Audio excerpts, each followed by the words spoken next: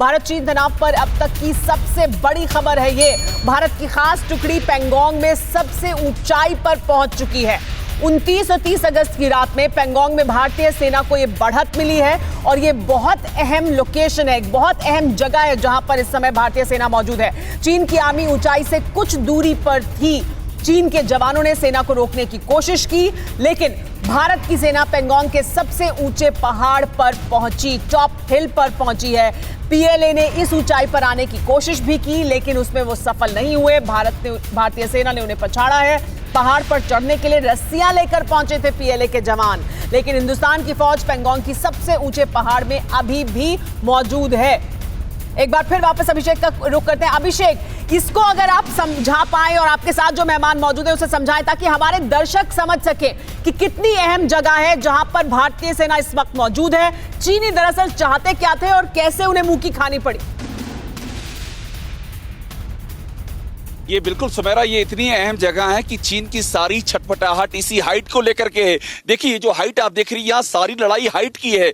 जो हाइट पर है वो डोमिनेट कर रहा है। और ये जो 29-30 अगस्त की दरमियानी रात हुआ है, यहाँ पर हाइट पर और एग्जैक्टली वो जगह बता रहा हूँ, ब्लैक टॉप के पास, उस हाइट पर भारत है और इसीलिए चीन बुरी तरह से परेशान है, बुरी तरह से बौखलाया हुआ है। मेजर जनरल संजय सोई हमारे साथ हैं, उनसे हम भी बात करते हैं। देखिए, हम जो बात कर रहे हैं संजय सोई साहब की, चीन क्यों बौखलाया हुआ है? क्योंकि जो हाइट है एलएसी के ठीक पास हाइट, उनकी ऑब्जर्वेशन पोस्ट वहां पर है।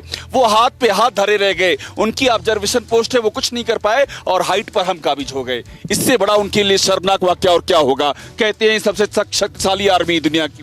नहीं, बिल्कुल आप अभिषेक सही बता रहे हैं कि किस प्रकार से वो पूरी तैयारी के साथ आए, पूरी तैयारी के साथ। साथ में J-20 भी तैयार किया हुआ है। रात के समय पूरी सेना 200 से 500 सोल्जर्स आए और उन्होंने सोचा कि हम कब्जा कर लेंगे, टॉप पर कब्जा करेंगे। लेकिन भारतीय सेना को ऑब्जर्व कर रही थी, उनकी एक एक मूवमेंट पर नज़र थी, चाहे वो हमारी हवा से है, ह्यूमन इंटेलिजेंस है, पेट्रोलिंग के द्वारा है।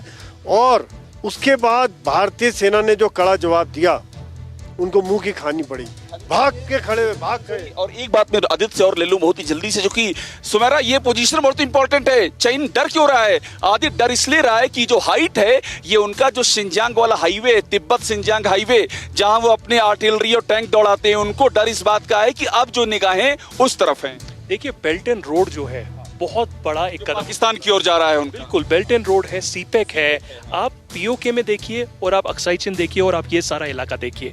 तो स्ट्रैटेजिक डोमिनेंस करना चाह रहा है वो। हमारा भी जो स्टोरेज है या फिर जो मटेरियल जाता है, आर्मी का चीज़ें जाती हैं, उसको कट ऑफ करना चाहता है। तो इसीलिए जैसे मेजर सोई भी कह रहे थे, दोनों तरफ वो स्ट्रैटेजिक डोमिनेंस करना चाह रहे थे। लेकिन पहली बार इंटेलिजेंस, सिक्योरिटी अपैरेटस और नेशनल सिक्योरिटी जो काउंसिल है हमारा, उन्होंने मुस्तैदी से कार्रवाई की। चाइना स्टडी ग्रुप ने पूरी तरह आर्मी को बैक किया और बोला कि जो आप कदम वहां पर उठाएंगे, जो आपको ठीक लगता है, आप ब्रीफ करिए और कदम उठाइए। और सुमेरा एक बात मैं आपको और जोड़ दूं, जो उनकी प्रेस रिलीज में आप देख रही हैं, जो छटपटा रहे हैं कि भारत ने हमारी ओर घुसा है, भारत ने, वो उसी हाइट की छटपटाहट है। भारत कहीं नहीं घुसा है, वो जो हाइट है, वो हाइट उनको परेशान कर रही है कि ये हाइट चली गई है तो डोमिनेंस उनका चला गया है। जी हाँ, बिल्कुल। और इसी वजह से ग्लोबल टाइम्स की तरफ से बयान जारी किया गया कि 1962 की खोई हुई जमीन भारत वापस हासिल करना चाहता है। दरअसल ये कहने के पीछे क्या मकसद है, ये जो चाइना की तरफ से बयान आ रहे हैं, क्योंकि ग्लोबल टाइम्स जो कहता है वो दरअसल